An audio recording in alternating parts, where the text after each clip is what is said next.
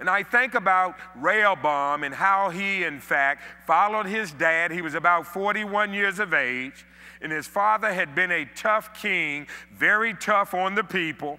But Rehoboam had the privilege, in fact, to check his dad out, the positives and the negatives. Every father in this room, as I stated earlier today, none of us, excuse the lingo, none of us have our stuff together. But Rehoboam had to decide what in his father's actions and policies he would practice in his life and his reign as a king. Solomon was known for his wisdom and his godliness at times, and yes, Rehoboam could have pursued this dimension of his father's character and likely would have saved the kingdom, if you will.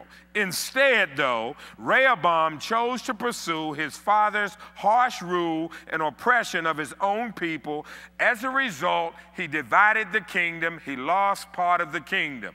And he had the privilege, though, as every dad, as every young person, to look at their father's strengths and his weaknesses. My father had his strengths and his weaknesses. I have my strengths and my weaknesses. I do not have it together as the CEO at the National Center for Fathering. I think about it. Chance filled out the survey. Your dad spends a lot of time with you. You can rate it between 1 and 5, so he puts down a 5. Then he writes, also the next question I think it was, your dad spends time with you on working with school projects. He puts down a 5. Between 1 and 5, 5 is good. But then he crossed out the 5 and he put down 4 because his mother's a first grade teacher. She does more with him on the projects. But anyway, I think about that, and he gave me a 4, and so we went down through the questions, and then at the end, to be a great father, you have to get the grade of 36 or higher.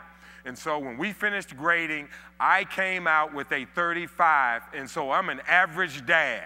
I am not a great dad. I'm not some great authority. I'm just like you. I'm a little dysfunctional and weird and all of that. But